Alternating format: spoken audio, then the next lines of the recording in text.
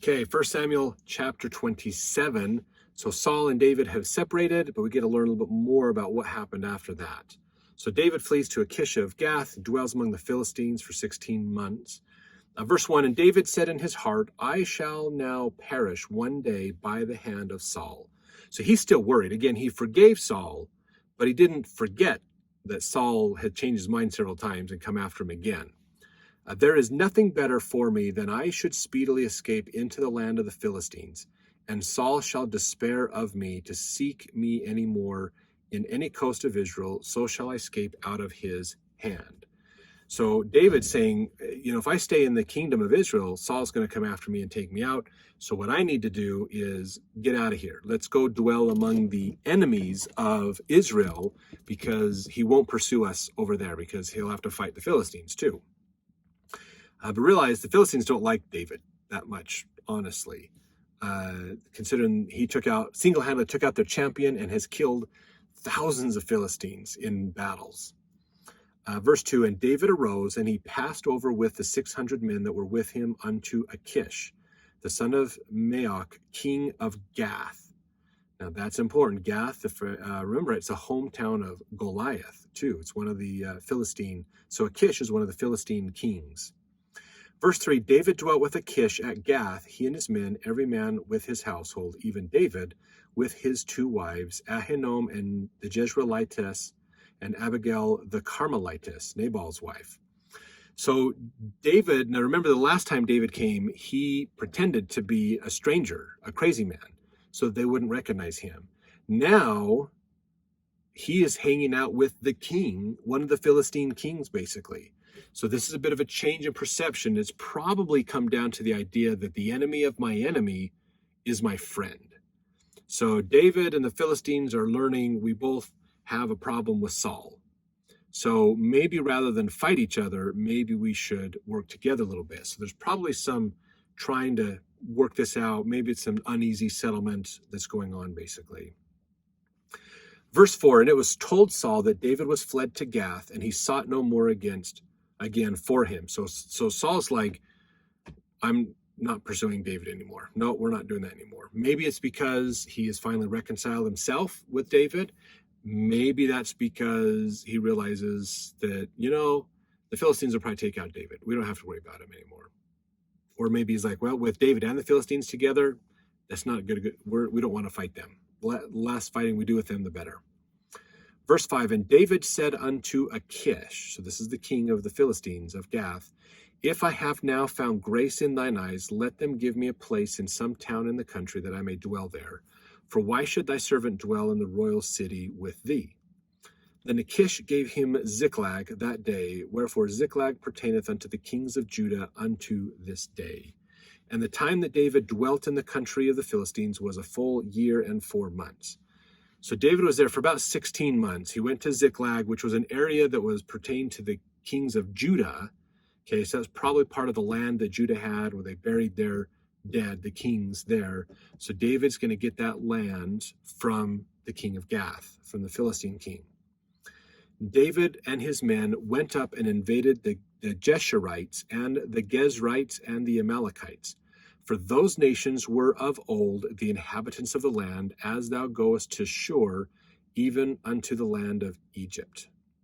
And David smote the land, and left neither man nor woman alive, and took away the sheep and the oxen and the asses and the camels and the apparel, and returned and came to Achish. So why did David go pursue these groups and just wipe them out? It says in verse 8, these were the nations. Those nations were of old the inhabitants of the land.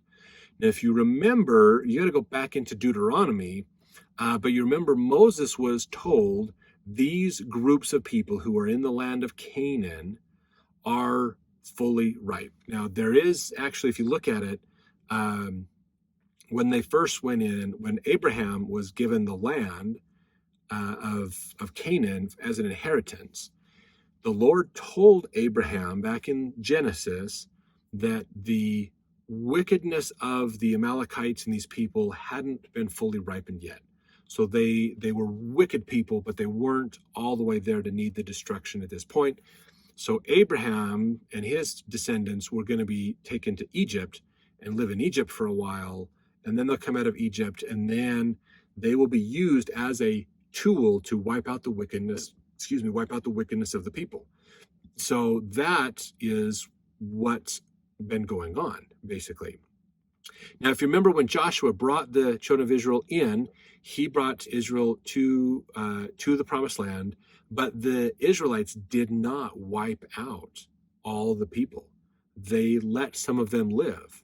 Some of them probably capitulated and backed up, like, hey, wait, hold on here. Some of them changed it, but that was a warning to Israel. If you don't get rid of the wickedness around you, it will turn against you and be bad.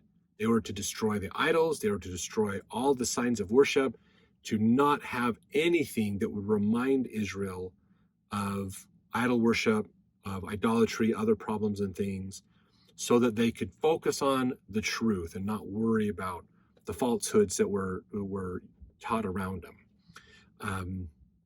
But they didn't do that. They weren't very successful at that, probably because they didn't believe that they could do it. Even though they had God on their side to help them, and they had defeated many nations already, they probably lost their faith and wouldn't do it. So David's finishing so he's like, these guys still need to go. The edict is out there from God. They still need to be wiped out. So I'm going to go take care of them and wipe them out, basically. So verse 10, and Achish said, whither have ye made a road today? Basically what Achish is saying there is, where have you been, David? That was kind of their phrase.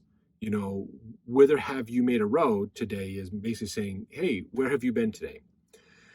And David said, against the south of Judah, and against the south of the Jerahmeelites, and against the south of the Kenites. And David saved neither man nor woman alive to bring tidings to Gath, saying, lest they should tell on us, saying, so did David, so will be his manner all the while he dwelleth in the country of the Philistines.